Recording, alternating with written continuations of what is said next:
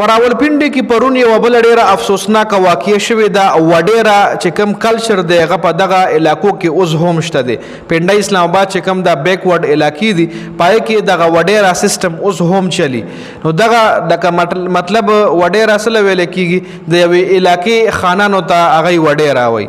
دلته ولا مونږ کله خان وایو یا ولا ملک وایو ولا وډېره وایي. جي واقعه څه داسې شوې ده چې پنډي بټ یا کوټسر ورکې پنډي بټ یا کوټسر ورکې داسې چل شوی چې روډ دی د روډ لاندې پل دی. جي دغه پل کې به د سیلاب اوبه راتلې دغه پل کې به بل سایډ له وتلې د روډ دغه پل چې کوم دی د دې بل طرف له د دې وډېره ځمکې وي. نو دې وډېره داسې چل کړی چې خپل ځمکې د سیلاب نه بچ کولو دپاره هغوی دغه پل لاندې چې کوم د روډ لاندې دا کوم پل جوړ شوی د سیلاب اوبو دپاره دی دغه ساري ولا بند کړي یو خله ولا بند کړي د پول ته. مطلب د سیلاب وبو پکې بل سایډ لوتی خو ډېرې کمې به وتی دومره زیات پریشر کې بنوتی. نو دوی داسې چل کړي چې هغه خله ولا بند کړي د نو سیلاب اوس چې کرنټلی کم راولپنډي کې بارانونه شیو سیلاب راغله نو چون کې د اوبو لاره بنده وه نو اوبه په کلي باندې ورغلي دي. اوبه په کلي ورغلي دي او کلي کې ډېر غټ نقصان کړی دی.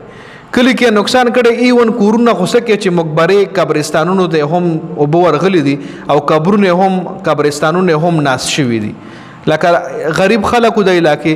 نو هم ډېر خفه وایي داسې چل کړی چې هغه پول ته ورغلي دي دا کومه لاره چې د سیلاب وه هغه یې کولاوله چې څه ټایم یې کولاوله هلته پې وډېره خبر شوی دی وډېره پې راغلي دي او ښه سیده ګوله یې پې چلولي دي ډزې یې پې کړي دي.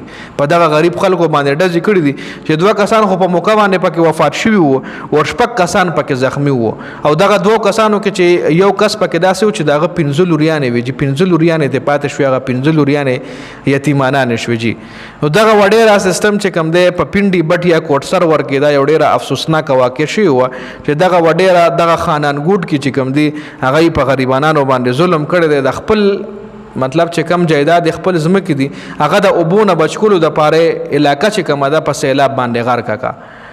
هلته کچه کورونه غریب خلکو کورونه راپریوتي دي ځناورې پکې مړه شوي دي قبرستانونه له اوبه ورغلي دي بټي خراب شوي دي.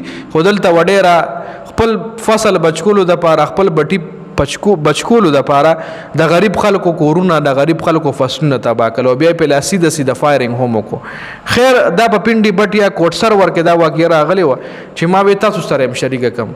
دې کې زموږ دپاره مې عبرت دی ګوره ایټلیسټ داسې نه دي کول پکار چې ته د خپل فایدې دپاره ټول کلی غرق او تباه کړې.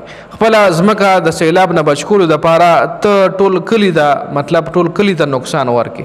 نو داسې هېڅ کله هم نه دي کول پکار. ایټلیسټ دا سیلابونه روزانه نه راځي. دا سیلابونه کال کې شرط یو ورځ سیلاب راشي کال کې شرط یو ځل سیلاب راشي چې هغه تباهي وکړي هغه روانه وکړي. جي نور تاسو دې حوالې سره سره لرئ دغه وډېره سیستم حوالې سره تاسو سره لرئ خپله رایه موږ سره په کمنټ کې ضرور شریکه کړئ.